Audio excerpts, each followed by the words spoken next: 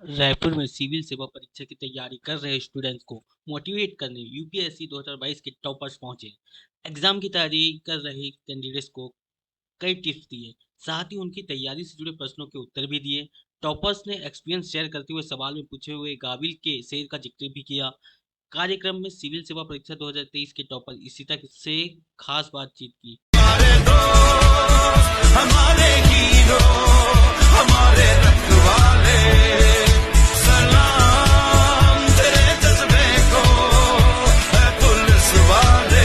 Experience को इतने curiosity से सुनने के लिए रेडी है, तो ये हमारे लिए बहुत बड़ी बात है।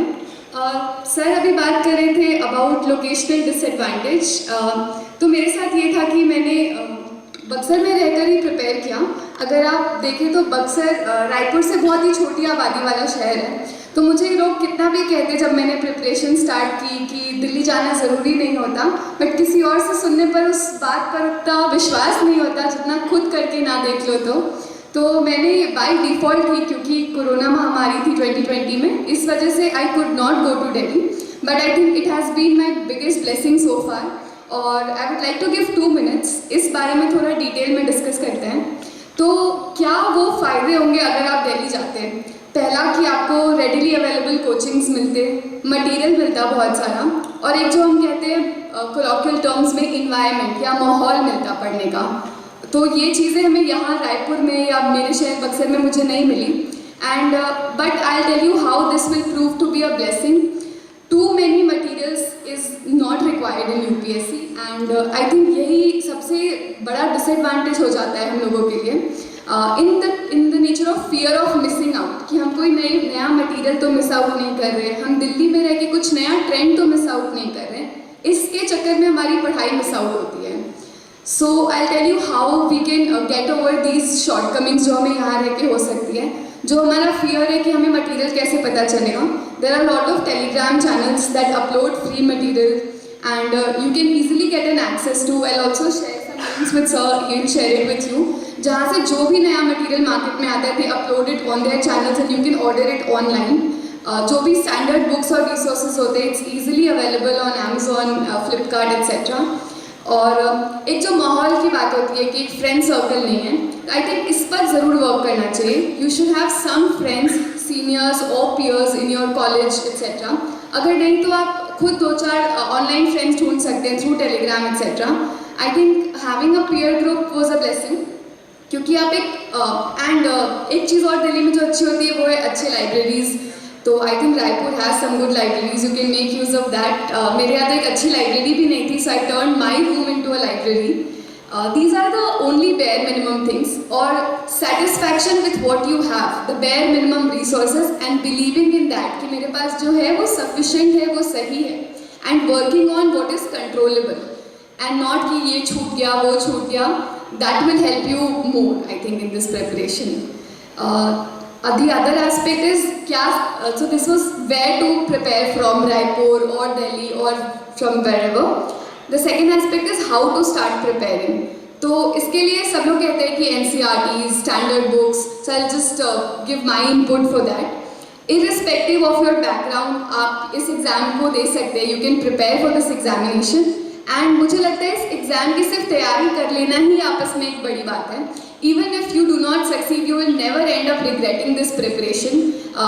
इस बार मुझे नहीं पता था कि मेरा एग्जामिनेशन क्लियर होगा या नहीं होगा, but I was at least happy कि जो मेरा लेवल ऑफ नॉलेज या एक्सपोजर टू द वर्ल्ड है before starting this preparation has increased many fold. तो ये एक अच्छी बात है, आप खुद पे कॉन्फिडेंट पर्सन फील करते हो, अवेयर पर्सन फील करते हो। In terms of NCERT standard books, तो कुछ सब्जेक्ट्स होते हैं जो प्रीलिम्स के लिए सबसे इंपॉर्टेंट होते हैं, one of them being polity. तो पॉलिटी के लिए you can directly start with Laxmikanth, but only अगर आपको डिफ़िकल्टी होती है लक्ष्मीकांत समझने में, I would recommend 11th and 12th NCERTs। And अगर आपका पॉलिटिकल साइंस बैकग्राउंड है then you can skip those NCERT। तो ये एक थंब रूल नहीं है कि हमें इस क्लास की NCERT से स्टार्ट करना है। अपने बैकग्राउंड को एनालाइज करो, अपनी understanding in that subject you should see, and then हम देख सकते हैं कि हमें कौन से क्लास से NCERT स्टार्ट करनी है। अगर 11th 12th में भी डिफिकल्टी होती है then we can go back to 8th 9th and 10th। Then the second subject would be geography. I think geography समझने में मुझे काफ़ी डिफिकल्टी होती थी. So geography has some good material. सबसे पहले तो most important is 11th and 12th NCERTs. All the geography NCERTs are very important. और आजकल जो रीसेंट प्रीलिम्स से पता चलता है कि mapping has become very important. तो जो भी न्यूज़ में इंटरनेशनल रिलेशंस आता है उससे रिलेटेड जो भी मैपिंग है you should do it on the same day. And a lot of magazines also cover. But खुद से वो मैप एक्सरसाइज कर लेना it's also related to your memory. तो आपको ज़्यादा देर तक वो याद रहता है. The third subject is history. For ancient history I did R.S. Sharma NCERT. For medieval history I did Satish Chandra NCERT. And for modern history I did the book Spectrum by Rajiv Bahir sir. अगर आप police दोस्त को आर्थिक तौर पर support करना चाहते हैं, चैनल के ज्वाइन सब्सक्राइब बटन पर क्लिक करके सपोर्ट कर सकते हैं.